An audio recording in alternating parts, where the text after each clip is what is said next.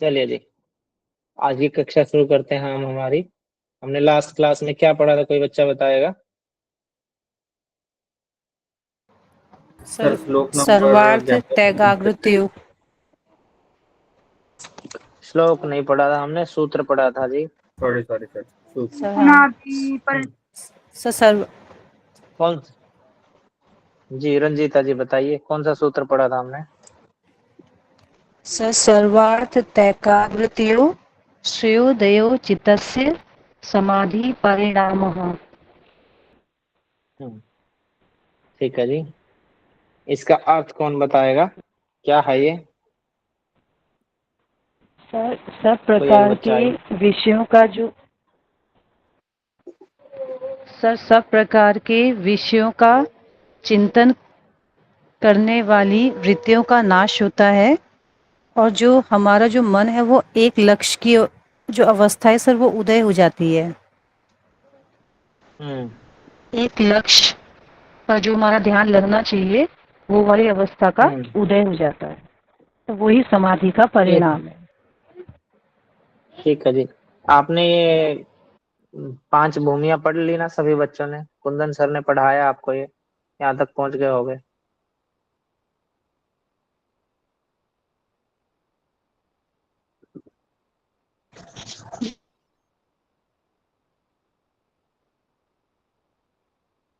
मेरी आवाज आ रही है आप सभी को? Yes sir. हाँ, तो आपने ये 5 भूमियां पढ़ ली क्या? नहीं सर, नहीं पढ़ी सर।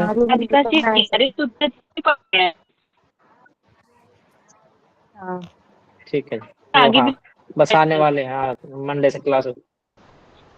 मंडे क्लास होगी तो वहां आपको पता चल जाएगा। ठीक है। एकाग्र अवस्था वृत्ति, हाँ, योग की 5 भूमियां होती हैं। किसी को बच्चे को पता होता है, एक बार नाम बता दीजिएगा उनका। भूमिया सर, चित्त की भूमिया। चित्त की 5 भूमियां होती हैं, उनके नाम बता दिए और सीक्वेंस में ही बताना कोशिश करना। जिनको नहीं पता है वो उसको याद कर लेंगे। Sir mood, yes sir. विक्षिप्त, सर एकाग्र और निरुद्ध। ठीक है माही जी। क्षिप्त, मूड, क्षिप्त, हम्म मूड, विक्षिप्त, एकाग्र, निरुद्ध, चित्तस्य इस भूमिया। माही से पहले किसने बताया था? मैंने बताया था सर। मैंने कौन है ये? मैंने सर मृत्युंजय जी। मृत्युंजय। हाँ मृत्युंजय जी, आपने गलत बताया था, सीक्वेंस नहीं बताई आपने। ठीक है। पहले क्षिप्त आएगी, फिर मूड आएगी, फिर विक्षिप्त आएगी, फिर एकाग्र आएगी, फिर निरुद्ध आएगी। और एकाग्र जो अवस्था है, यहाँ से हमारा योग शुरू होता है। एकाग्र अवस्था का उदय हो जाना। इससे पहले वाली जो है, आप ध्यान से थोड़ा डिटेल में पढ़ लेना। ठीक है। अभी जी आएगा आपके सर। सामने, मैं से मोटा मोटा बता देता हूँ। 5 भूमियां होती हैं। ये 4th नंबर की, 4th और 5th वो योग में काउंट होती हैं। अगर आपके सामने क्वेश्चन आता है तो चित्त की भूमियों में से निम्न कौन सी भूमि है जहां से जो योग के अंतर्गत आती है, तो वो एकाग्रता और निरोध, ये 2 अवस्थाएं आती हैं। पहली 3 अवस्थाएं नहीं आती, क्षिप्त मूड विक्षिप्त। ओके। लास्ट कौन पहली बोला मेरा सर? जो लास्ट कौन सा बोला? एकाग्रता और 5 भूमियां होती हैं निरुद्ध। योग की। एक जी। क्षिप्त, नहीं नहीं, मूड, एकाग्रता के विक्ष बाद आपने बोला ना जी। अरे मैं 5 बता रहा हूँ, किसी और का रहेगा। क्षिप्त, मूड, विक्षिप्त, एकाग्र और निरुद्ध। ठीक है। निरुद्ध तो अपने आप में ही निरोध हो गया। ठीक है। उससे पहले अवस्था होती है एकाग्र अवस्था होती है। ओके। जी यहाँ से एकाग्र अवस्था का उदय हो गया, यानी कि अब हमारा योग में हम अग्रसर हो गए। नेक्स्ट पे चलते हैं। उसके बाद की स्थिति का वर्णन करते हैं। अब उसके बाद क्या होता है? ठीक है, एकाग्र अवस्था तो मिल गई हमें। उसके बाद क्या होता है? मेरे सामने कोई भी 4-5 बच्चे आ जाएंगे। कोशिश करिए वो आए पहले जिनका अभी तक नंबर नहीं आया। शायद कविता, वंशिका उनमें से एक है, और प्रमोद भी उनमें से ही एक है। पहले वंशिका बोलेंगी, उसके बाद जल्दी जल्दी वंशिका के बाद मृत्युंजय जी, उसके बाद जल्दी आओ सामने। पूजा साहू, उसके बाद माही बोलेंगे, जी सर। उसके बाद पूजा जी बोलेंगी। 4 हो गए, एक मेंबर और चाहिए। उसके बाद संध्या जी बोलेंगी, ठीक है। पहले वंशिका बोलेंगी, उसके बाद मृत्युंजय जी, फिर पूजा, फिर माही और फिर संध्या जी। पांचों नहीं बोलना। पहले मैं तोड़ तोड़ के मैं बोलता हूँ, आप अच्छे से सुनना, फिर आप लोग बोलना। ततः पुनः शांति उदितो, तो इकट्ठा बोलेंगे। शांतोदितौ तुल्य प्रत्ययो चित्त चित्तस्य एकाग्रता, जब इसको इकट्ठा बोलेंगे, चित्तस्यैकाग्रता परिणामः। ततः पुनः शांतोदितो तुल्य प्रत्ययो चित्तस्यैकाग्रता परिणामः। तथा पुनः शांतोदितो तुल्य प्रत्ययो चित्तस्यो एकाग्रता परिणाम। गुड। ततः पुनः शांतदत्तो दितोः तुल्य शांतो शांतो शांतोदितौ शांतोदितौ तुल्य प्रत्ययो चित्तस्येकाग्रता परिणामः। ततः पुनः शान्तोदितो तुल्यप्रत्ययो चित्तस्य एकाग्रता परिणामः। गुड। ये सबसे अच्छा बोला जिसने बोला। ततः पुण्यः शान्तौदितौ तुल्य प्रत्ययौ चित्तस्य एकाग्रता परिणामः। ततः पुनः शान्तोदितो तुल्यप्रत्ययो चित्तस्य एकाग्रता परिणामः। चित्तस्यैकाग्रता परिणामः, ठीक है। तथा तथा यानी कि उसके बाद, आफ्टर दैट, ठीक है। उसके बाद किसके बाद? चित्त का जो हमने परिणाम पढ़ा था उसके बाद। पुनः पुनः मतलब दोबारा, फिर से। उसके बाद फिर जब शांतोदितो, शांत होने वाली, और तुल्य प्रत्ययो, शांतो और उदितो, ये 2 वर्ड इकट्ठे हैं। शांत होने वाली और उदय होने वाली। तुल्य प्रत्ययो, दोनों ही वृत्तियां एक जैसी सी हो जाती हैं। एक टाइम ऐसा भी आएगा, जब हमने पढ़ा था ना, जो एग्जाम्पल पढ़ा था वो नॉन वेज वाला, ठीक है। तो एक टाइम ऐसा आएगा कि उसका लेवल बन जाएगा। फिर इतने ही परिणाम वो बैड वाले रह जाएंगे, इतने ही परिणाम गुड वाले रह जाएंगे। समझ रहे हैं ना? संस्कारों की बात चल रही है, तो दोनों एक लेवल पे आ जाएंगे। मतलब अच्छे भी कर्म इतने ही रह गए उसको करने, बुरे भी इतने ही रह गए करने। वो अवस्था यहाँ पे बतलाई गई है। उसके बाद फिर जब शांत होने वाली, उदय होने वाली, दोनों ही वृत्तियां एक जैसी सी हो जाती हैं, एक सी हो जाती, तब वह चित्त का एकाग्रता परिणाम हो। ऊपर हमने समाधि परिणाम पढ़ा था, ये एकाग्रता परिणाम आ गया, ठीक है। ततः पुनः शांतोदितो, फिर जब उसके बाद किसके बाद? वो जो हमने ऊपर अवस्था पढ़ी, उसके बाद जो हमारी अवस्था हमने ऊपर पढ़ी ना, दोनों ही ध्येय का विषय का चिंतन करने वाली एकाग्रता अवस्था को उदय हो जाए, यह चित्त का समाधि परिणाम। समाधि परिणाम पढ़ लिया। अब इसके बाद क्या होगा? फिर शांत होने वाली और उदय होने वाली दोनों ही वृत्तियां एक सी हो जाती, तब वह चित्त का एकाग्रता परिणाम हो जाता। ऊपर हमने चित्त का समाधि परिणाम पढ़ा, ठीक है। नेक्स्ट सूत्र पे आते हैं। एतेन भूतेन्द्रियेषु धर्म लक्षण अवस्था परिणामा व्याख्यातः। एतेन भूतेन्द्रियेषु धर्म लक्षण अवस्था परिणाम व्याख्याता। एतेन भूतेन्द्रियेषु धर्म लक्षण अवस्था परिणाम विख्यातः। व्याख्याता, व्याख्यातः। एतेन भूतेन्द्रियेषु धर्मलक्षणावस्था परिणामः व्याख्यातः। गुड। एतेन भूतेन्द्रियेषु धर्मलक्षणा अवस्था परिणाम व्याख्यातः। गुड। एतेन भूतेन्द्रियेषु धर्मलक्षण अवस्था परिणाम व्याख्यातः। परिणाम नहीं है, ये परिणामा। संध्या जी ध्यान से देखो, परिणामा। यस। यहाँ पे अवस्था बताई गई है परिणाम की। धर्म, लक्षण और अवस्था, ये परिणाम। ठीक है, ये 3 अवस्थाएं ऐसे परिणाम होते हैं, इनको आप पढ़ लेंगे। अब देखते हैं उपयुक्त परिणामों के नाम बतलाते हुए। ऊपर हमने 2 परिणाम पढ़े, एक एकाग्रता परिणाम, एक समाधि परिणाम पढ़ा था हमने ऊपर। ठीक है, तो यहाँ इस सूत्र में बता दे ए तेन, यानी ऊपर की ओर जो चित्त के परिणाम बताए जा चुके हैं, इसी से पांचों भूतों में, पांचों भूत हमारे कौन से हैं, कोई सीक्वेंस में बताएगा? बताइए बताइए वंशिका जी। पृथ्वी, सर आकाश, वायु, गुड। उसके बाद जल, सॉरी एक सेकेंड, सही है सही है। आकाश, वायु, बीच जल। में एक आएगा, फिर जल, पृथ्वी। एक सेकंड, आकाश, रह वायु, क्या गया? पृथ्वी। सर एक आकाश, सेकेंड, वायु, जल, अग्नि, वायु, जल और पृथ्वी, पृथ्वी। अग्नि रह गया सर। तो ऐसे आएगा आकाश, वायु, अग्नि, जल, पृथ्वी। ठीक है जी, अभी मेरे पास कुछ ऐसी चीज है नहीं, मैं आपको समझाता। मैं वैसे जनरली आपको बताता हूँ।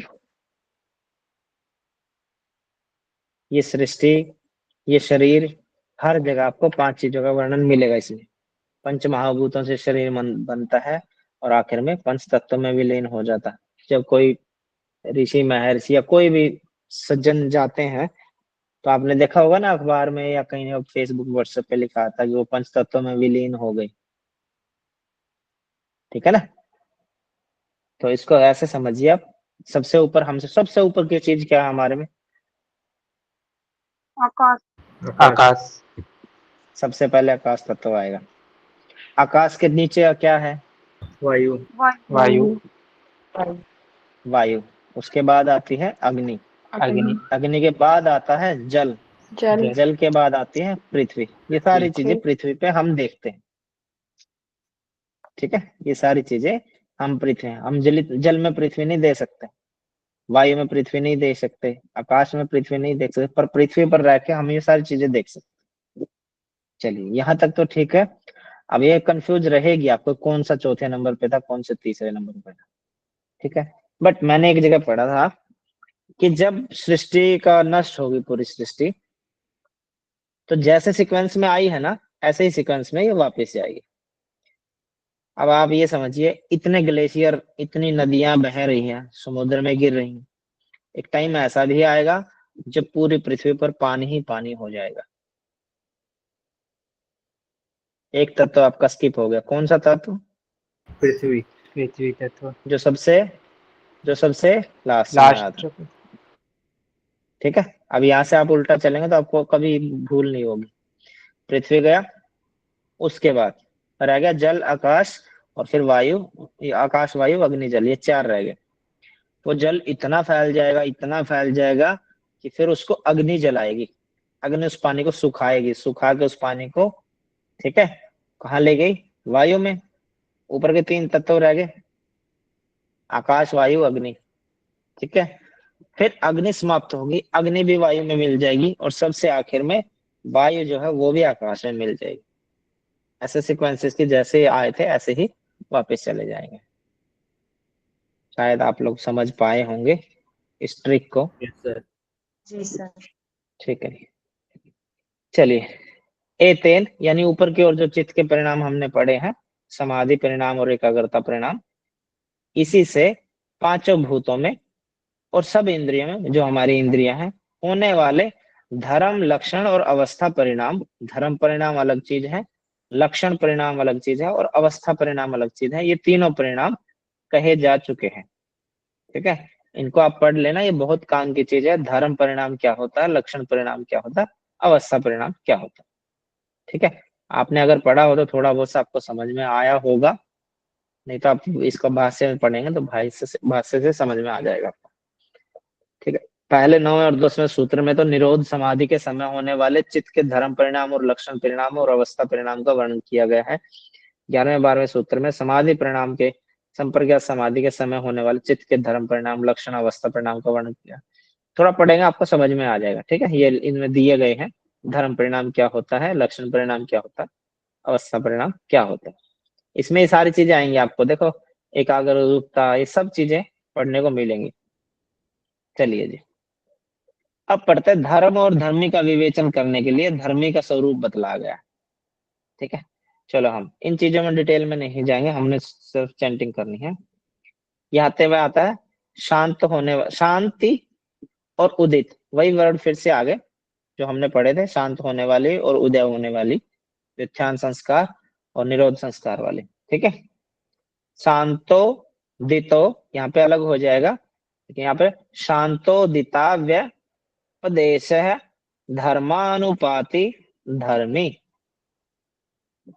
शांतोदिता व्यपदेश धर्मानुपाति धर्मी।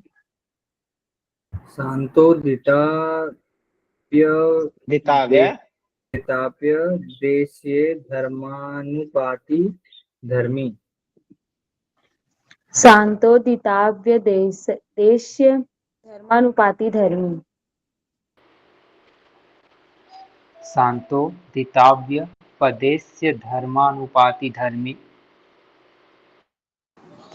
शांतोदिताव्यदेश्य धर्मानुपाति धर्मी। इसको पढ़ते क्या होता है, शांतो उदितो, ठीक है, शांतो उदितो अव्यप उद्देश्य धर्मानुपाति धर्मी। अतीत, अतीत आप सभी समझते हैं अतीत क्या होता है, पास्ट टेंस या मतलब बीता हुआ समय। जो बीत गया, जो बीत गया, ठीक है, वो अतीत है। वर्तमान, जो चल रहा है एट प्रेजेंट, और आने वाले यानी कि फ्यूचर। आने वाले धर्मों में जो अनुगत या व्याप्त रहता है, आधार रूप में विद्यमान रहता है, वह धर्मी होता है। ठीक है, वह क्या होता है, धर्मी होता है। धर्मी होता है। धर्मी, धर्मी होता है। ठीक है, इसको आप पढ़ेंगे धर्मी क्या होता है, आपको समझ में आ गया। इसमें बड़े आराम से लिखा गया है समझ आने के लिए। ठीक है, और उसके फिर उदित करने वाला, शांत करने वाला। ठीक है, हमने धर्मी पढ़ा, अभी धर्म भी पढ़ना हमने। धर्म और धर्मी के विवेचन करने के लिए धर्मी का स्वरूप बतलाया गया। नेक्स्ट पे आते हैं हम, एक ही धर्मी के भिन्न भिन्न अनेक धर्म परिणाम कैसे होते हैं यहाँ बतलाते हैं। कर्मान्यत्वम परिणामान्यत्वे हेतु। कर्माण्यत्वं परिणामान्यत्वे हेतु। कर्माण्यत्वं परिणामान्यत्वे हेतु। हेतु, हेतु। यस, कर्माण्यत्वं परिणामान्यत्वे हेतुः। कर्माण्यत्वं परिणामान्यत्वे हेतुः।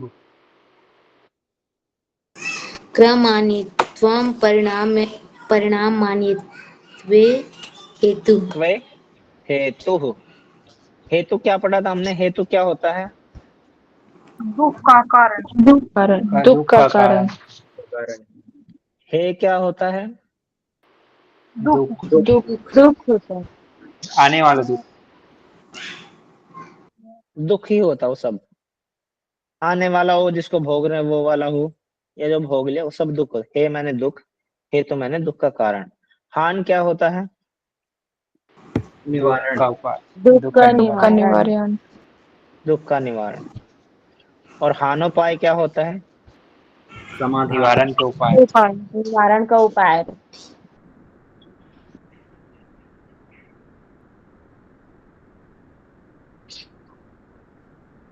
चलिए जी, परिणाम अन्यत्व में, परिणाम की भिन्नता से, ठीक है, कर्म की भिन्नता कारण है। अब ये क्या है इसको समझते हैं थोड़ा सा। एक ही द्रव्य का किसी एक कर्म से जो परिणाम होता है, ठीक है, दूसरे कर्म से उसका भिन्न दूसरा ही परिणाम होता है। अन्य प्रकार के कर्म से तीसरा परिणाम होता है। जैसे हम रुई के वस्त्र बनाते हैं, तो बनाना है। जैसे हमें रुई से कोई वस्त्र बनाना है, तो पहले रुई को धुनकर उसकी पूनी बनाकर चरखे पर काट कर उसका सूत बनाना पड़ेगा, फिर उससे सूत का लंबा ताना करेंगे, फिर उस ताने में से पार करके रोल पर चढ़ाएंगे, फिर वह में से पार करके उसके आधे तंतुओं को ऊपर उठाएंगे। ठीक है, मतलब समझ रहे हो ना प्रोसेस क्या बनता जा रहा है। आधे को नीचे ले जाएंगे, अब बीच में भरनी का सूत फेर कर उस धागों का यथास्थान बैठाया जाएगा, फिर ऊपर वाले धागों को नीचे लाएंगे। ऐसा मतलब कपड़ा बुनते हुए देखा होगा आपने, कपड़ा कैसे बुना जाता है, खादी कैसे बनती है। जी सर। ठीक है, एक इस लेयर के तरह ऊपर क्रम दूसरा से, लेयर चढ़ता हाँ, जाता है। क्रम से करते रहने पर अंत में वस्त्र के रूप में रुई का परिणाम होगा। वस्त्र रूप में रुई का परिणाम होगा, यानी कि वस्त्र हम जो पहन रहे इसमें कहीं ना कहीं कॉटन, लिनन, ये जो भी होता है, ठीक है, वो कपड़े का जो परिणाम है वो इसमें है, आखिर तक रहेगा। पर यदि हमें उस रुई का दीपक की बाती बना दी, तो उसे कुछ फैलाकर थोड़ा बट दे देने से तुरंत बन जाएगी। ठीक है, फिर इतनी मेहनत नहीं करनी पड़ी।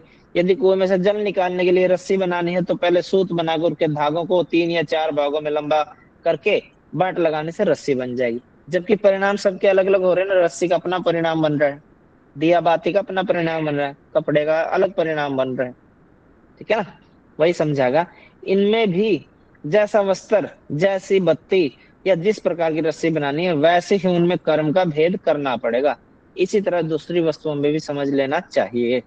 इससे यह सिद्ध होता है कर्म में परिवर्तन करने से एक ही धर्मी, एक ही चीज जो अलग अलग भागों में बट सकती है, फिर भी नाम रूप से धर्मी से युक्त हो सकती है। उसके परिणाम की भिन्नता का कारण जो है कर्म की भिन्नता से ही है, दूसरा कुछ नहीं है।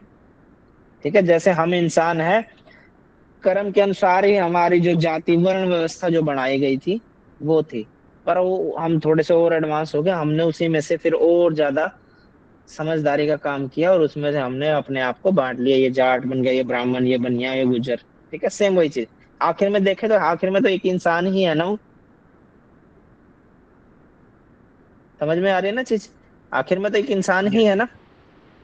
हम्म। मैं एग्जाम्पल से समझ रहा हूँ, हालांकि हमारा इसमें नहीं बन पाया हो, पर मैं वैसे एग्जाम्पल मिलता जुलता सा है, सेम नहीं है। हम देखें आखिर में तो जाके वो एक ही चीज बन जाती है ना। किसी की डेथ होती है तो फिर सभी पूरा गांव इकट्ठा होता है, सारे आ जाते हैं ना। फिर नहीं देखते ना कि भाई हाँ इसी की जाति के लोग आने चाहिए, फिर नहीं आते, फिर तो सब आते हैं।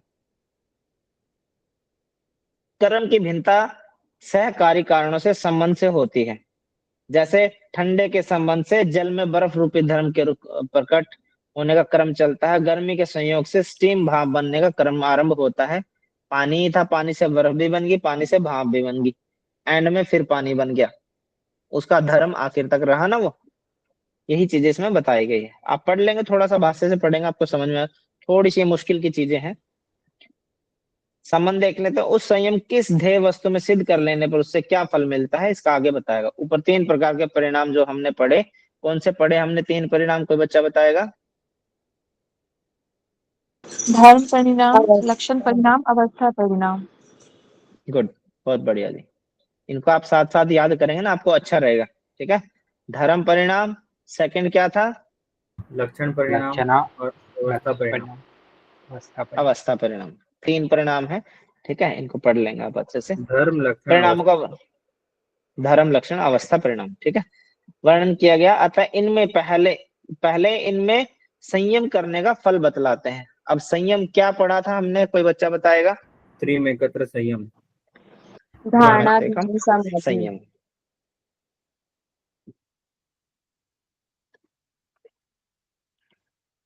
संयम के अंदर कौन से अंग आते हैं। धारणा ध्यान धारणा, और ध्यान, समाधि। समाधि। ठीक है, धारणा ध्यान समाधि का एक जगह रुक जाना क्या कहलाता है। संयम। संयम। हाँ, संयम। अब तीनों तरीके से बात एक ही है, मैंने 3 तरीके से आपको पूछ लिया, आप याद रखना इन चीजों को। ठीक, ऐसे ही घुमा फिरा के क्वेश्चन पूछे जाते हैं। जून वाले में कुछ पूछ लिया, उसी क्वेश्चन को घुमा फिरा के दिसंबर में पूछ लेते हैं। परिणाम त्रय संयम उदिता ना अनागत ज्ञानम। परिणाम त्रय संयम उदिता नाज्ञात ज्ञानम। परिणाम त्रय यानी कि 3 तरह के परिणाम हो गए। उसके बाद संयमाद, अतीत, अनागत, जानम। परिणाम त्रय संयमात अतीत नागत जानम। आप तोड़ के बोलो ना, अतीत, अनागत, अतीत अनागत जानम। जानम। ठीक है, अब इसके इकट्ठा बाद में बोल लेंगे, पहले आप तोड़ के ही दोबारा बोलिए। परिणाम परिणाम त्रय त्रय संयमा, संयमात संयमा संयम आएगा यहाँ पे संयम संय आएगा। ये अतीत, हाँ संयम को और अतीत को जोड़ेंगे तो आद बन जाएगा, संयमाद। ठीक है, ऐसे बन के फिर संयमादा, संयमातीत, फिर अतीत है, ये ऐसे तो अलग देखेंगे ना तो अतीत है। संयम, संयम अतीत, अतीत अनागत, अनागत जानम। जानम। परिणाम त्रय परिणाम त्रय संयमादा, संयमाद संयमातीता, संयमातीता संयमातीतानागत, संयमातीता नागत जानम। ज्ञानम जानम। परिणाम त्रय संयमातीतानागत, जानम। और इसको ज्ञानम नहीं पढ़ेंगे लास्ट में जो है। हाँ, इसको आप पहले तो ज्ञानम पढ़ते थे, ज्ञा, ज्ञानी वाला ज्ञा, पर एक्चुअल में इसकी जो साउंड आएगी वो जय आएगी, जानम, जय आएगी, जय, ज्ञा नहीं आएगी। एक्चुअल साउंड जो आएगी वो जय आएगी। हम अब तक पढ़ते आ रहे थे इसको ज्ञानी वाला ज्ञा, अक्षत्रय ज्ञानी। आप ज्ञा भी बोल सकते हो, इसको ज्ञानम भी बोल सकते हैं, ऐसी बात नहीं, पर इसकी एक्चुअल जो साउंड आनी चाहिए वो जय आनी चाहिए, जानम।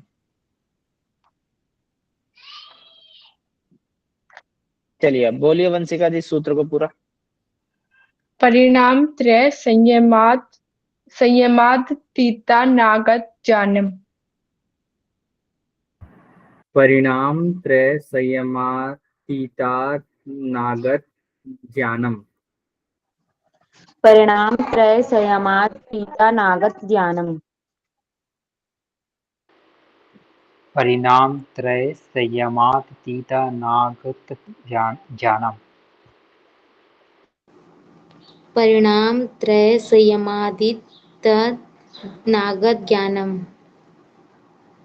ठीक है जी, बाकी आपको रुकना नहीं चाहिए इसमें, आप रुक रहे हो। परिणाम त्रय संयमाद, ठीक है, उसके बाद तीता, फिर जानम, नागत, फिर जानम, ऐसे आपने रुकना नहीं है, एक फ्लो में बोलना है सारा का सारा जब सूत्र बोलेंगे तो। ठीक है, परिणाम त्रय संयमातीता नागत जानम, इकट्ठा एकदम से। ठीक है,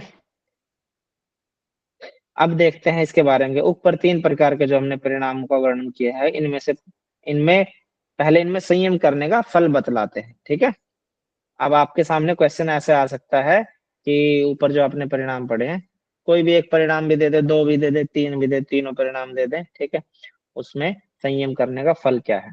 ठीक है, उसके में संयम करने से क्या फल मिलता है। ठीक है, या ये फल दे दे, ये फल किसका है, ऐसे भी पूछा जा सकता है।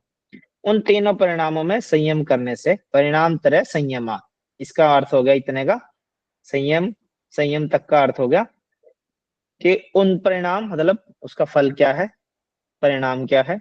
संयम मतलब संयम करने से, और त्रय मतलब ऊपर जो हमने 3 पढ़े। ठीक है, क्या पढ़े हमने ऊपर 3? धर्म लक्षण धर्म अवस्था लक्षण परिणाम। अवस्था लक्षण परिणाम। अवस्था। ज्ञान और अवस्था। हाँ, जो हमने ऊपर 3 परिणाम पढ़े उनमें संयम करने से अतीत और अनागत का ज्ञान हमें हो जाता है, ज्ञान हमें हो जाता है। अतीत मतलब जो पीछे गया, और अनागत जो आने वाला है, दोनों का हमें ज्ञान हो जाता है। ऐसा ही एक सूत्र हमने साधन पाद में पढ़ा था, कोई बच्चा बताएगा, उससे हमें अतीत का ज्ञान हो जाता है।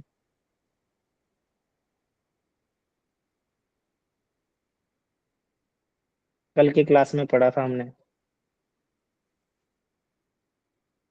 स्वाध्याय से।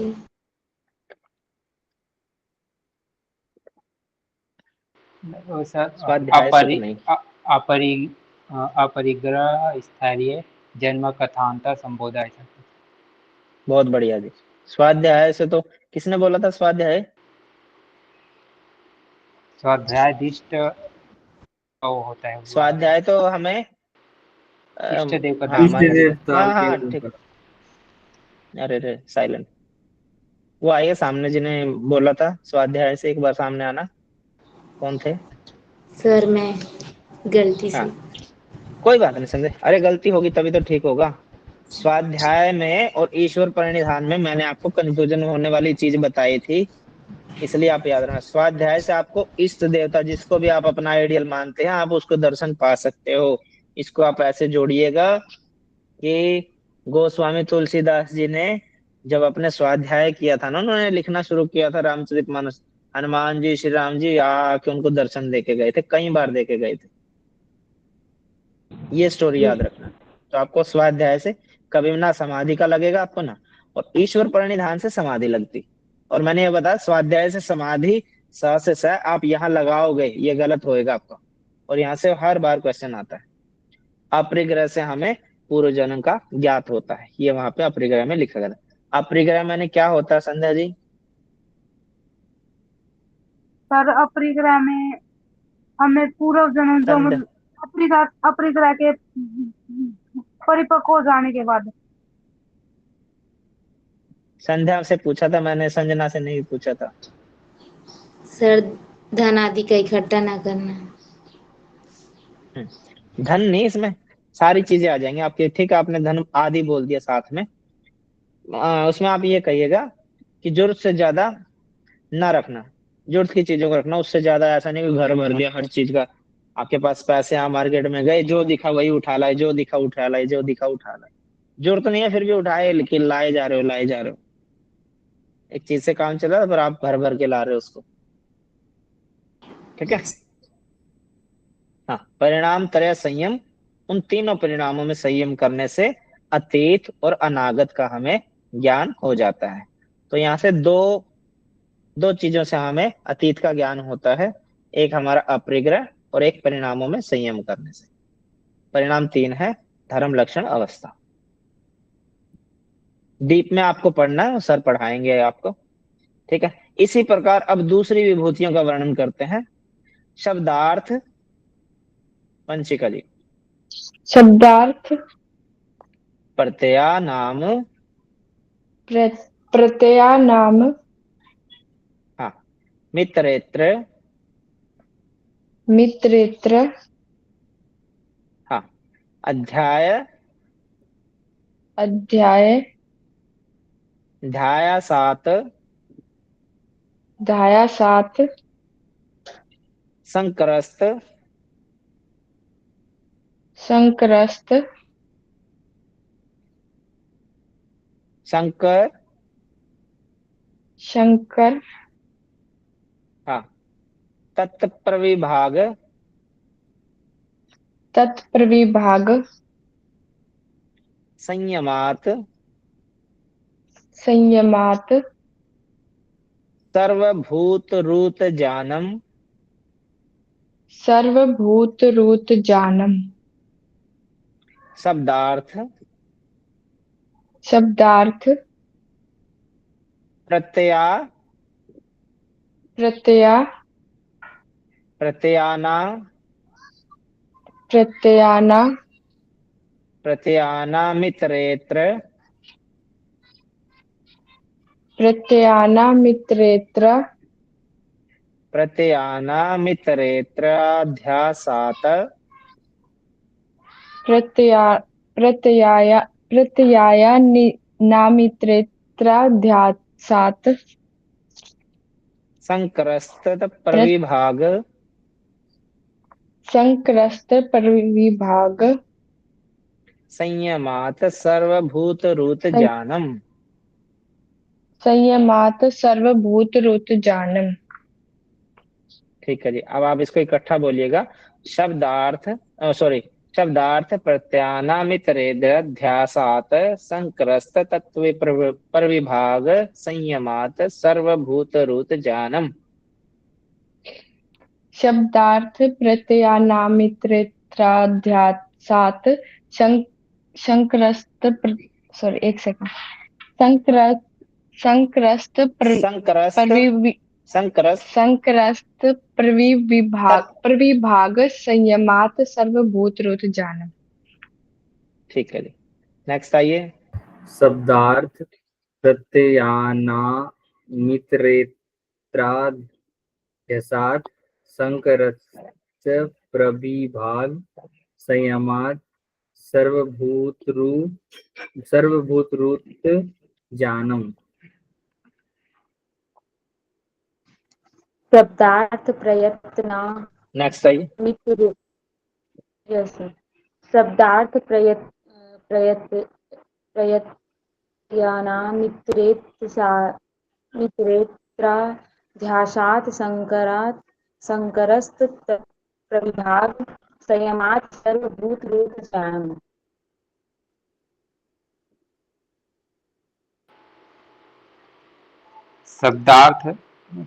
शब्दार्थ प्रत्ययानात् इतरेतराध्यासात् संकृतः तत्प्रविभाग संयमात् सर्वभूतरुत ज्ञानम्। शब्दार्थ प्रत्ययानामितरेतराध्यासात् संकरस्त प्रविभाग संयमात् सर्वभूतरुत ज्ञानम। ठीक है जी, बहुत बढ़िया। शब्दार्थ प्रत्यय नाम, शब्द, अर्थ और ज्ञान, इन तीनों का ऊपर हमने पढ़ लिया एक चीज, तो तीनों में संयम करने से हमें अतीत और अनागत दोनों का पता चल जाता है। ठीक है, अब दूसरे इसी प्रकार अब दूसरी विभूतियों का वर्णन करते हैं और क्या पता चलता है। शब्द, अर्थ और ज्ञान, इन तीनों का जो एक में दूसरे का अभ्यास हो जाने के कारण संकर यानी के मिश्रण हो जाता है, मिश्रण हो रहा है, उसके विभाग में संयम करने से सर्वभूत रुत जानम, संपूर्ण प्राणियों की वाणी का ज्ञान हमें हो जाता है। उस साधक को, किस साधक को? शब्द, अर्थ और ज्ञान, इन तीनों का इतरेतरा ध्यासात, जो एक में दूसरे का अध्यास हो जाने के कारण मिश्रण हो रहा है, उसके विभाग में संयम करने से, ठीक है, शब्द, अर्थ और ज्ञान, इन तीनों का जो एक दूसरे में मिश्रण हो रहा है, तीनों आपस में जो मिल रहे हैं, ठीक है, मिश्रण हो रहा है, उसके विभाग में संयम करने से, जो मिश्रण हो रहा है उस मिश्रण के विभाग में संयम करने से हमें सभी प्राणियों की वाणी का ज्ञान हो जाता है। कौन से प्राणी कैसे बोलते हैं और वो क्या बोल रहे हैं। बहुत सारी मूवी ऐसी होती है ना, मूवी क्या, बहुत सारे हमारी ऐसी हमारे आर्मी में सिखाई जाती हैं, पैरामिलिट्री फोर्सेस में भी सिखाया जाता है। कहीं पक्षियों की आवाज निकाली जाती है, उसको कोड वर्ड बनाया जाता है, ठीक है, ताकि अगर जंगल में कोई घुसपैठी बैठे हैं वो समझ ना सके, बट हमारे आमने सामने ग्रुप के लोग उसको समझ सके कि मैं यहाँ पर हूँ। उसका अलग कोड वर्ड है, वो कभी कैसी पक्षी की आवाज निकालते, कभी किसी पक्षी की।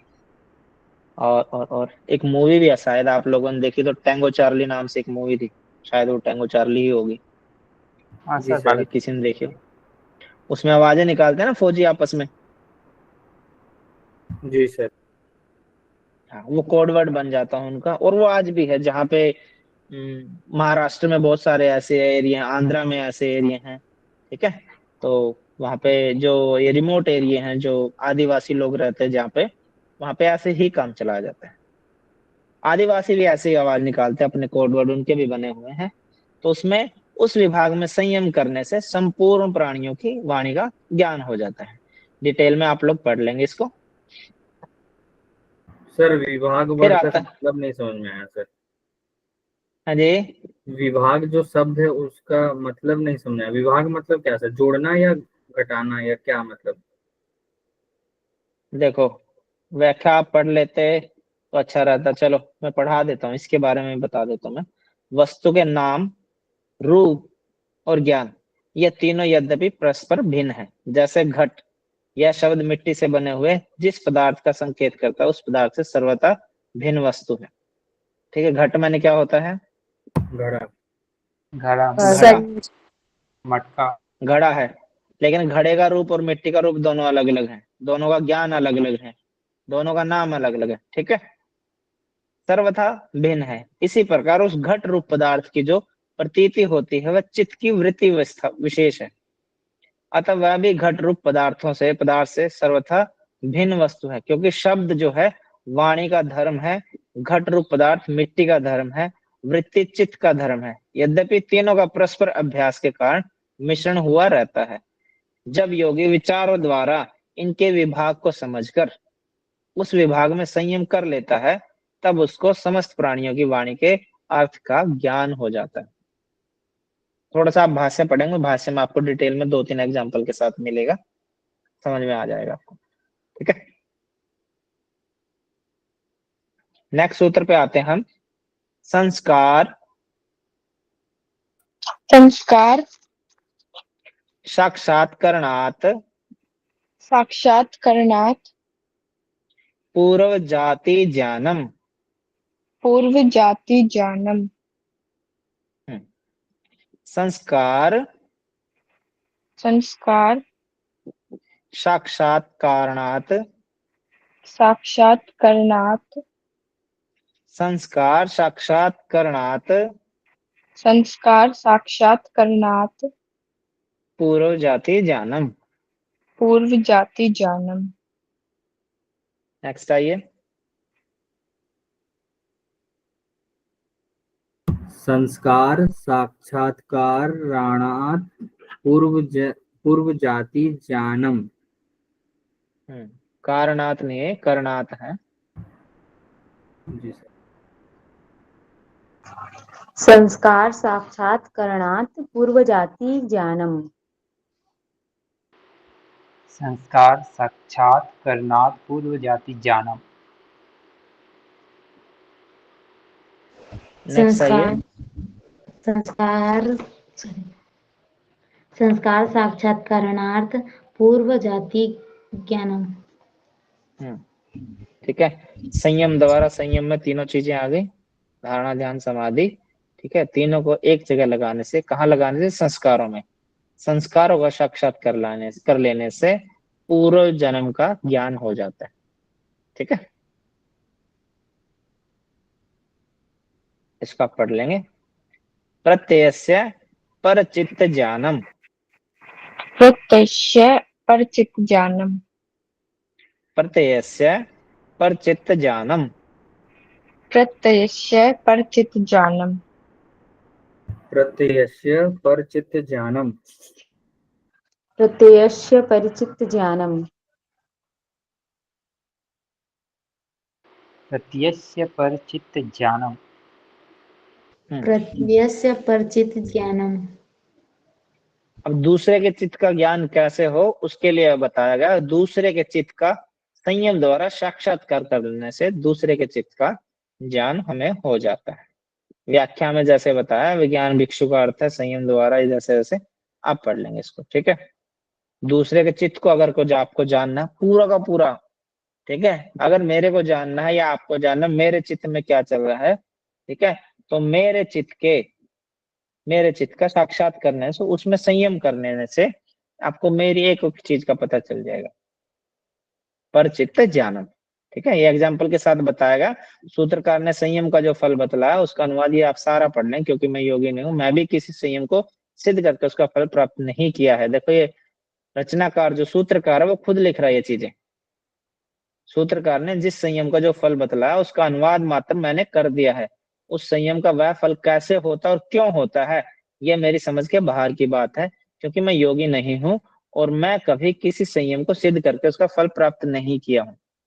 ठीक है, इस परिस्थिति में उसके विषय में कुछ भी लिखना मेरी समझ में उचित नहीं है, तो इसलिए उन्होंने भी खाली बस ये जितना सूत्र था उसका अर्थ बता के छोड़ दिया, और हम भी इस पे बहस नहीं करेंगे। ठीक है, अब उसको स्पष्ट कर रहे हैं दूसरे के चित्त का ज्ञान कैसे हो। ठीक है, न च तत्सालंबनम तस्य विषयभूतत्वात्। तस्य विषयभूतत्वात्।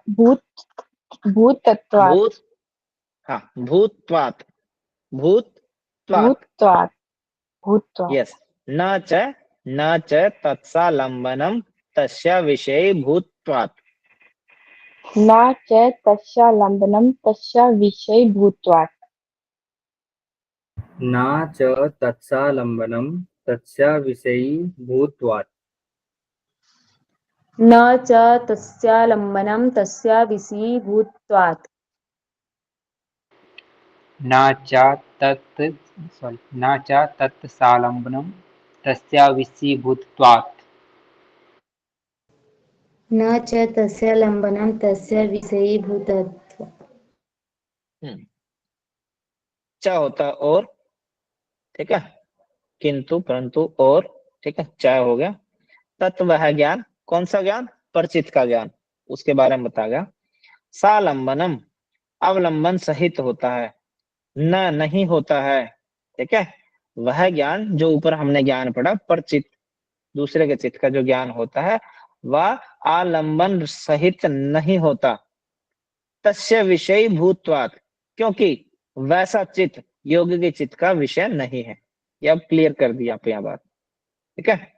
इसको आप पढ़ेंगे ना, थोड़ा सा आपको समझ में आएगा। जैसे चित्त के साक्षात्कार से योगी को जो दूसरे के चित्त का ज्ञान होता है, वह केवल चित्त के स्वरूप मात्र का ही ज्ञान होता है। मतलब हल्का फुल्का सा ही ज्ञान होता है, स्वरूप मात्र सा। ऐसा नहीं कि आप उसके संस्कार पीछे के क्या है वो भी जान लेंगे, नहीं, वो इस सूत्र में नहीं बताएगा, आगे पढ़ेंगे हम उसको, ठीक है। उस चित्त के सालंबन का, यानी उस चित्त का जिस वस्तु का चिंतन कर रहा है उसका ज्ञान नहीं होता, क्योंकि योगी के चित्त का विषय दूसरे का चित्त है, उसका अपना आलंबन है, ठीक है। आप मेरे से थोड़ा बहुत आइडिया ले सकते हो, मेरे से बात करके आप पूरी मेरी हिस्ट्री नहीं जान पाओगे, है ना। वही इसमें बताएगा कि दूसरे के चित्त का जब आलंबन होगा तो उसमें आप उसके सिर्फ स्वरूप मात्र का ही आभास कर सकते हैं, एक्चुअल में क्या है वो पूरा पूरा नहीं ले सकते। अब दूसरी सिद्धि का वर्णन करते हैं। काय रूप संयमात काय रूप संयमात् तदग्राह शक्ति स्तंभे तद्ग्राह शक्ति स्तंभे चक्षुः प्रकाशा चक्षुः प्रकाश संप्रयोगेऽन्तर्धर्यानम्। संप्रयोगे अंतर्धानम। अंतर्धानम, अंतर्धानम। ठीक है। पर यहाँ पे अ नहीं बोलेगा, अगर आप इसको इकट्ठा बोलेंगे। संप्रयोगेंतर्धानम, योगेंतर, योगेंतर, अंतर नहीं बोलेगा, योगेंतर धानम, ठीक है। संप्रयोगे अंतर्धानम। संप्रयोगेंतर धानम, गुड। अब आप इसको पूरा बोलेंगे। काय रूप संयमातः तद्ग्राह शक्ति स्तंभे चक्षुः प्रकाश संप्रयोगेंतर धानम। काय रूप संयमात् तद्ग्राह्य शक्ति स्तंभे चक्षु प्रकाश संप्रयोगेंत्र ध्यानम। गुड।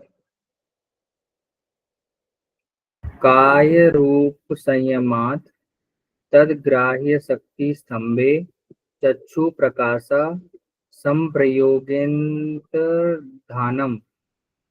गुड। काय रूप संयमात् तद्ग्राह्य शक्ति स्तंभे चक्षु प्रकाशा सॉरी सर काय रूप संयमात् तद्ग्राह्य शक्ति स्तंभे चक्षु प्रकाशा संप्रयोगे अंतर्धानम। गुड। काय रूप संयमात् तद्ग्राह्य शक्ति स्तंभे चक्षुः प्रकाश संप्रयोगे तद्ध्यानम्। काय रूप संयमात् तद्ग्रह शक्ति स्तंभे चक्षु प्रकाश संप्रयोग अंतर्ध्यानम। ठीक है। काय रूप संयमात, काय के रूप में संयम करने से, काय मतलब शरीर, हमारी बॉडी, ठीक है। काय के रूप में संयम करने से, ये एक जगह और पढ़ा था हमने यम नियम में, कोई बच्चा बताएगा? काय सिद्धि,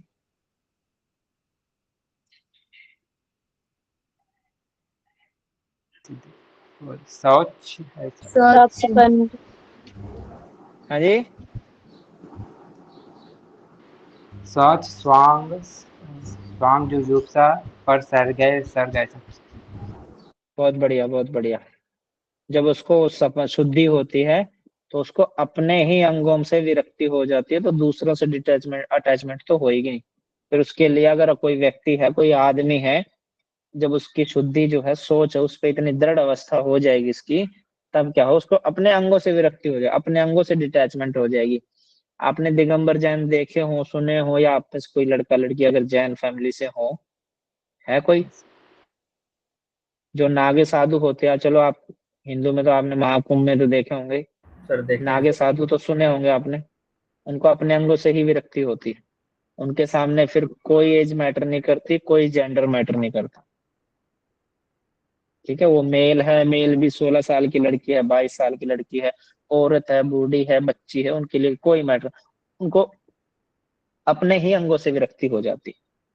ठीक है, अब समझ में आ गया होगा शायद आप लोगों को। ऐसे सर जैनियों में ग्राह्य होता है। शक्ति मतलब क्या होता है? अरे, ग्राह्य शक्ति जो है उसका मतलब क्या होता है? बताएंगे आपको ग्राह्य शक्ति। पीछे भी आए थे वर्ड, ग्राह्य, ग्रहण, यीशु, ये वाला सब। ग्राहेशु, हाँ ये वर्ड आए थे पीछे भी। ठीक है, काय रूप संयमात है, शरीर के रूप में संयम करने से, तद ग्राह्य शक्ति, जब उसकी ग्राह्य शक्ति रोक ली जाती है, चक्षु, चक्षु मतलब आँखें। आंखें। हाँ। आंखें। आंखें, चक्षु प्रकाशा संप्रयोगेंतर्धानम। ठीक है, चक्षु के प्रकाश का उसके साथ संबंध न होने के कारण योगी अंतर ध्यान हो जाता है। शक्ति शक्ति शक्तिमान, आदमी मिस्टर इंडिया। छूमंतर, मिस्टर इंडिया। ठीक है, ऐसे बहुत सारे आपने एपिसोड चलते थे जो हमारे टाइम में, अब तो खत्म हो गए बेचारे वो। ठीक है, तो ग्राह्य शक्ति उसकी रोक ली जाती है। ग्राह्य शक्ति आप इसमें डिटेल में पढ़ेंगे ना, आपको मिल जाएगी, मैं सब बता देता हूँ आपको। जब योगी अपने शरीर के रूप में संयम कर लेता है, अपने शरीर के रूप में, अपने शरीर में नहीं, अपने शरीर के रूप में, तब वह दूसरे के देखने में आने वाले शरीर के जो दृश्य शक्ति है का संकल्प मात्र से अवरोध कर सकता है। उसका अवरोध कर लेने पर दूसरों के नेत्रों की प्रकाशन शक्ति से उसका संबंध नहीं होता, इस कारण उसे देखा नहीं जा सकता। इसका नाम अंतर्ध्यान है। इसी तरह यदि योगी शब्द में संयम कर लेता है तो उसके शब्द को कोई सुन नहीं सकता, और यदि शरीर के स्पर्श में संयम करे तो उसे कोई छू नहीं सकता, इत्यादि सीधी भी उपलक्षण से समझ लेनी चाहिए। यानी कि इसी सूत्र में हमने 2-3 सीधियां और पढ़ ली। कोई आपको छू भी नहीं सकता, कोई आपको सुन भी नहीं सकता, और कोई आपको देख भी नहीं सकता। ठीक है, वो आपको समझ में आ गया। दृश्य शक्ति बोलते हैं उसको, नेत्र ग्रहण ग्राह्य शक्ति होती है। यानी कि आप छू मंत्र अपने शरीर के रूप में संयम करने से, कोई दूसरा आदमी आपको देख रहा है ना, तो उसके चक्षु प्रकाशा संप्रयोगे, यहाँ पे कहा गया दूसरों के नेत्रों की प्रकाशन शक्ति से उसका संबंध नहीं होता, फिर वो कांटेक्ट नहीं बना पाएगा आपसे। एक बीच में एक अवरोध आ जाएगा उसकी आंखों के देखने से, और हमारे तक आने के बीच में एक अवरोध आएगा जिससे वो हमें देख नहीं पाएगा, अगर हम शक्तिमान बन जाएंगे। ठीक है, इस कारण उसे कोई देख नहीं सकता, इसका नाम अंतर्ध्यान होता है। और ऐसे ही उसे कोई, यदि उसके शब्द में कोई संयम कर ले वो, तो उसके शब्द को कोई सुन नहीं सकता, और शरीर के स्पर्श में संयम कर ले तो उसे कोई छू नहीं सकता। ठीक है, अन्य सिद्धियों का वर्णन करते हैं, एक लास्ट करते हैं बस ये। सोपक्रमम, निरुपक्रमम च कर्म। शोक कर्मम, वंशिका जी, निरूप कर्मम, च कर्म। हाँ, तत् तत् सर सॉरी, वो नेटवर्क इशू है, थोड़ा आवाज कट रही है। सोपक्रमम। वंशिका जी आप म्यूट हो जाइए, वंशिका जी से जो आगे थे वो आइए।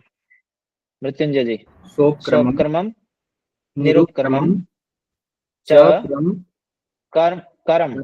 कर्म, हाँ, तत् तत् संयमाद संयमाद अपरांत अपरांत जानम ज्ञानम अरिष्टेभ्यो अरिष्टेभ्यो अरिष्टेभ्यो अरिष्टेभ्यो वा वा वा सोपक्रमम निरुपक्रमम च कर्म स्वक्रमम निरुपक्रमम च च कर्म कर्म हाँ तत्संयमाद प्रांत जानम जानम रिष्टेभ्यो वा तत्संयमाद परांत ज्ञानम रिष्टेभ्यो वा।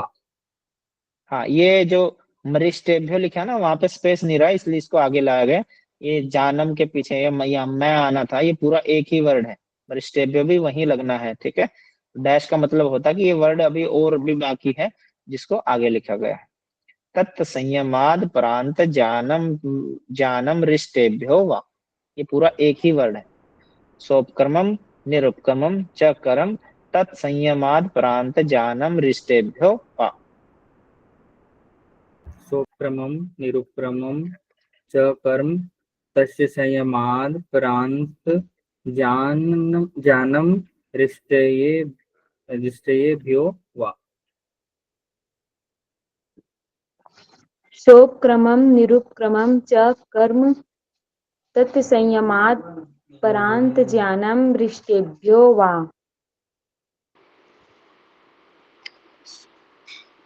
सोपक्रमं निरुपक्रमं च कर्म तत्संयमात् परान्त ज्ञानं रिष्टेभ्यो वा। गुड। क्रमं निरुपक्रमं च कर्म तत्संयमात् परान्त ज्ञानं वरिष्ठेभ्यो वा।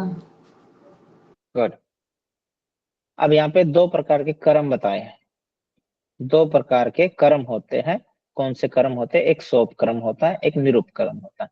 योग दर्शन के अनुसार कर्म के कितने प्रकार बतलाए गए हैं? 2। 4 प्रकार बताएं। 4। कौन से? शुक्ल पाप कृष्ण अशुक्ल शुक्ल अकृष्ण। कृष्ण शुक्ल कृष्ण शुक्ल कृष्ण और अशुक्ल अकृष्ण। मिश्रित। ठीक है, ये 4 हो गए। जी सर 4 हो गए। एक शुक्ल कर्म होते हैं, एक कृष्ण कर्म होते हैं, एक अशुक्ल कृष्ण होते हैं, एक शुक्ल कृष्ण होते हैं। ऐसे करके 4 होते हैं, है ना? जी सर। ठीक है। उन्हीं को मिश्रित कर्म भी कहा जाता है। अच्छे कर्म, बुरे कर्म, मिश्रित कर्म, ठीक है।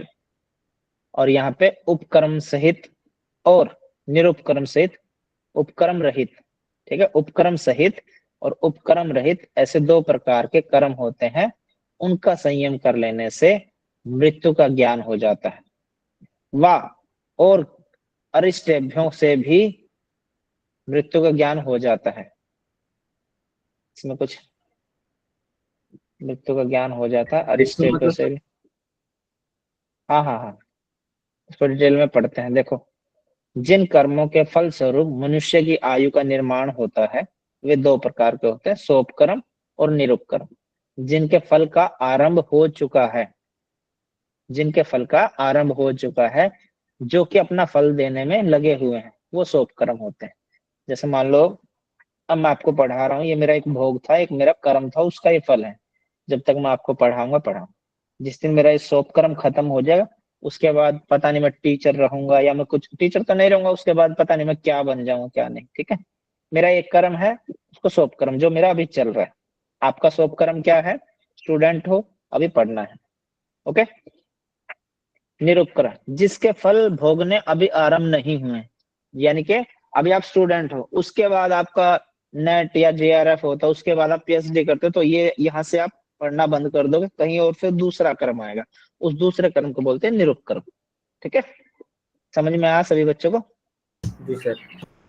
हाँ, सर इन दोनों प्रकार के कर्मों में संयम करके जब मनुष्य इनको इस क्षेत्र से प्रत्यक्ष कर लेता है कि कौन कौन से कर्म कितने अंश में अपना फल दे चुके हैं, कौन से कर्मों में कितना फल भोगना बाकी, इनकी गति के हिसाब से कितने काल में दोनों प्रकार के समस्त कर्मों की समाप्ति हो जाएगी, तब उससे अपनी मृत्यु का अर्थात शरीर नाश के संयम का पूरा पूरा ज्ञान हो जाता है। अब इसको पढ़ लेंगे, आपको समझ में आ जाएगा क्या चीज बोली गई है इसमें।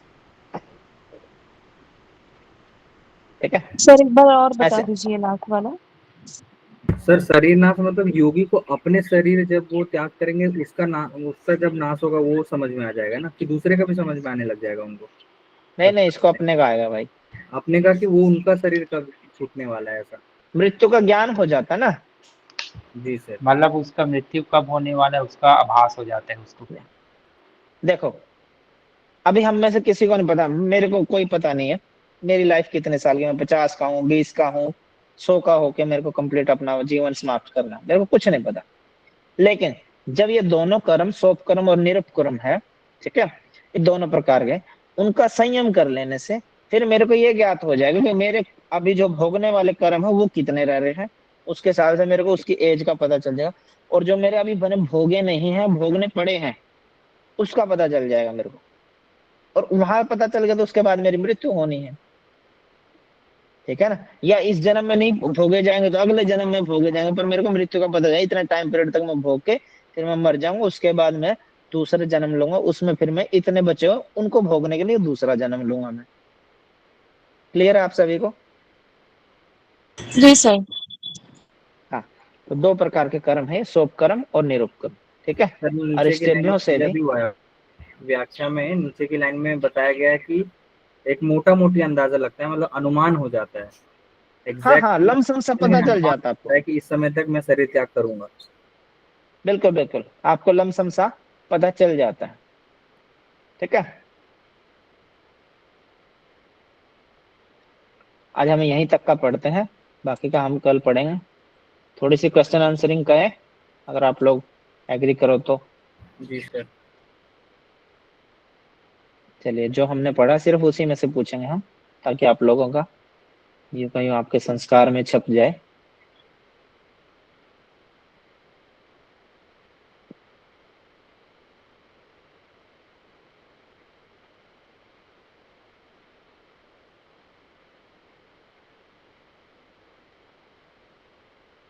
चलिए जी, 11वें सूत्र से शुरू करते हैं हमने, ठीक है। सर्वार्थ एकाग्रतो शब्दो चित्तस्य समाधि परिणाम है। इसके बारे में कौन बताएगा क्या कहा गया है? हैंड करेंगे।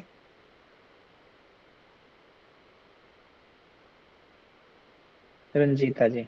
और जी रंजीता जी बताइए। सर इसमें समाधि के परिणाम के बारे में बताया गया है कि सब प्रकार के विषयों का चिंतन करने वाली जो वृत्तियां होती हैं उनका नाश हो जाता है। और सर जो हमारा एक लक्ष्य होता है कि जो हमारा जो ध्येय है वो वाली उस अवस्था का उदय हो जाता है, वही हमारी समाधि का परिणाम है। ठीक है जी, ये समाधि परिणाम आपको पढ़ने में आएगा, वहां पे पढ़ना जहाँ पे ये पढ़े जाएंगे ना आपके एकाग्र परिणाम, निरोध परिणाम, तो इनसे पहले आ जाता है समाधि परिणाम, ठीक है। जब पढ़ेंगे तब आपको समझ में आ जाएगा। उसके बाद एकाग्रता परिणाम आता है। एकाग्रता परिणाम के बारे में कौन बताएगा?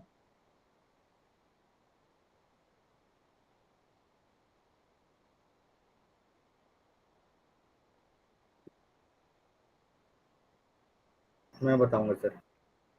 जी बताइए।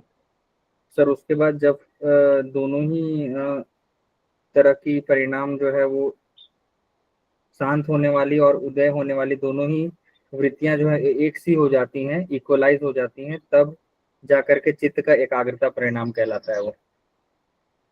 ठीक है जी, यहाँ से आपकी योग की साधना जो है वो शुरू होती है। इससे पहले चित्त मूड विक्षिप्त में नहीं होती, वहां पे आपके अंदर कोई ना कोई दोष रहता है, ठीक है। सूत्र पढ़ के सुनाइए जी।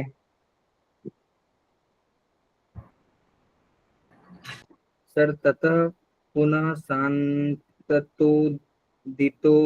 तुल्य प्रत्ययो चित्तस्येकाग्रता परिणामः। गुड। ठीक है जी, नेक्स्ट पे चलते हैं हम। 30 नंबर का सूत्र है, उसको कौन सुनाएगा? 30 नंबर के सूत्र को। मैं सुनाती हूँ। जी ममता जी। एतेन भूतेन्द्रियेषु धर्म लक्षणा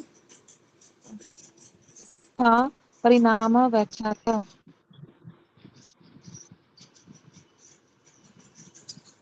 इसमें परिणाम की अवस्था बताई गई है। हम्म, क्या बताई गई है जी? धर्म परिणाम और लक्षण परिणाम और अवस्था परिणाम बताया गया है। और पांचों ठीक है। भूतों के बारे में बताया गया है। पांचों भूतों और इंद्रियों से हमें होने वाले जो धर्म, लक्षण और अवस्था का परिणाम था वो बताए गए हैं। आप इसको डिटेल में पढ़ लेंगे। ठीक है। उसके बाद कौन सा आता है? धर्म और धर्मी का बारे में बताया गया है। क्या है वो बताएंगे कोई? 14 नंबर का सूत्र जो है।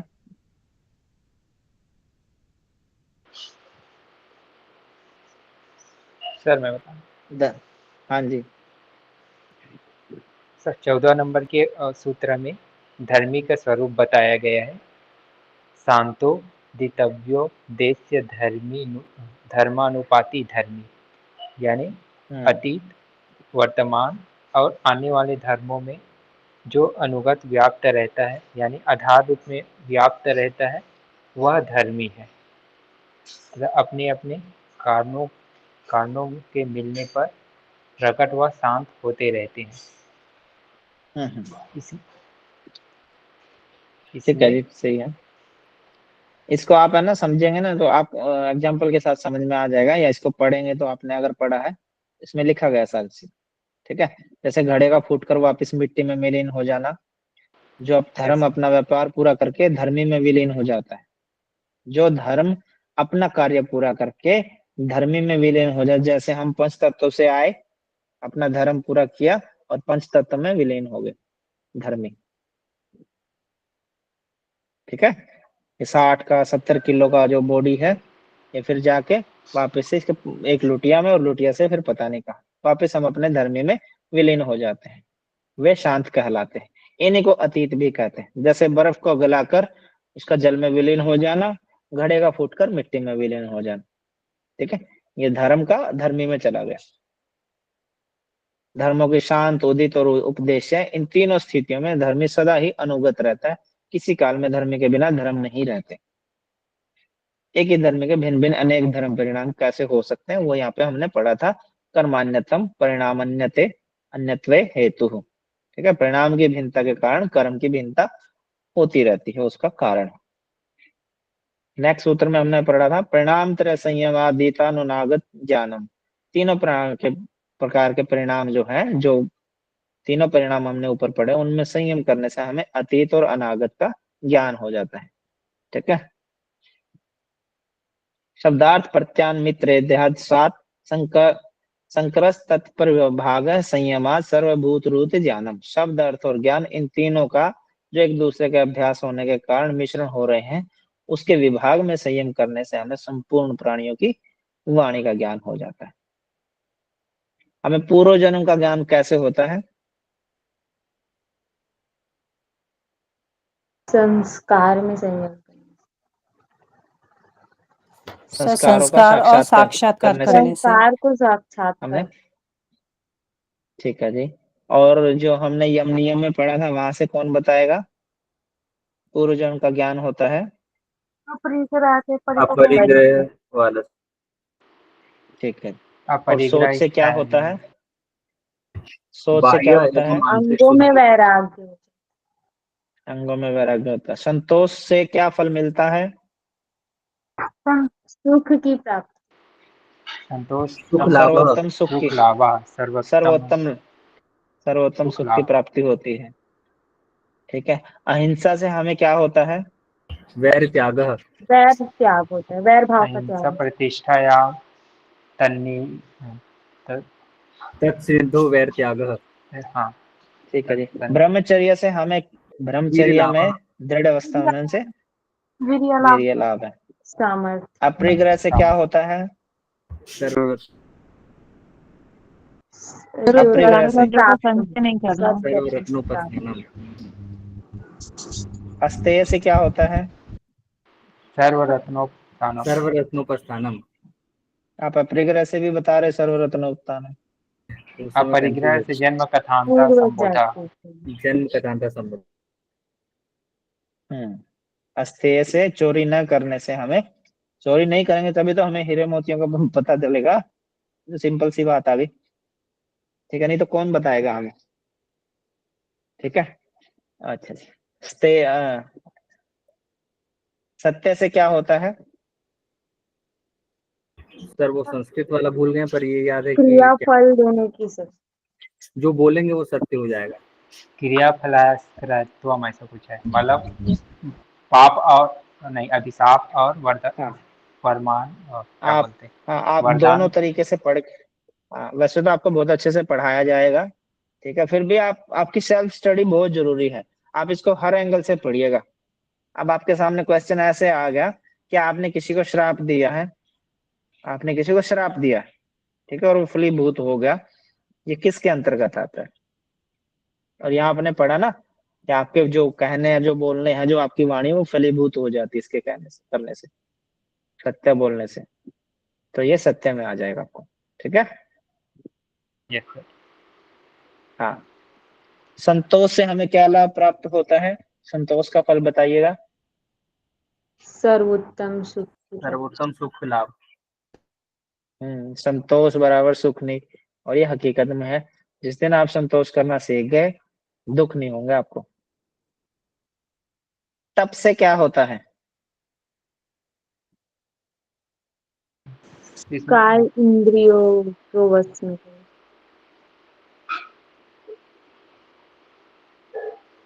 तप बोलो बोलो, द्वंद्वों याद को करो। द्वंद्वों को सहन यस करने की शक्ति आ यस, जाती है सर। द्वंद्व का भी घात होता है, भूल गए थे। और सोच में हमने और भी बहुत सारी चीजें पढ़ी थी। सोच के हमने 5-6, शायद 5-6 परिणाम पढ़े थे, 6 या 7। सर वो वाला श्लोक क्या, सत्व शुद्धि ऐसा करके कुछ। शुद्धि सौमन एकाग्रय इंद्रिय जय आत्म यस दर्शन यस योग यस यस, नियतत्वानि। हाँ एकाग्रता भी होती है उससे। एकाग्रता, आत्म साक्षात्कार, इंद्रियों का वश में हाँ होना, मन में इसको प्रसन्नता ध्यान से और पढ़ के मन जाना, में यहाँ से क्वेश्चन, प्रसन्नता। हाँ यहाँ से अंतःकरण। क्वेश्चन आता ही आता है, ठीक है। स्वाध्याय से हमें क्या प्राप्त होता है? इष्ट देवता। स्वाध्यायादिष्ट इष्ट देव देवता का संप्रयोग। साक्षात्कार। हाँ समाधि की सिद्धि का फल किसका है? ईश्वर ईश्वर ईश्वर ईश्वर प्रणिधान। प्रणिधानात्। ईश्वर परिधान। ईश्वर प्रणिधान से हमें समाधि की सिद्धि होती है। स्वाध्याय से हमें इष्ट देव के प्रधान। तो आपसे क्वेश्चन फल दे के भी पूछा जाता है या फल लेना भी पूछा जाता है, ठीक है। तो आपको दोनों तरीके से प्रिपेयर रहना है, ओके। चलिए बहुत बढ़िया, इससे पता चलता है आप पूरे होश हवस में क्लास ले रहे थे और आप अच्छे से पढ़ रहे हो और अपनी सेल्फ स्टडी अच्छी कर रहे हो।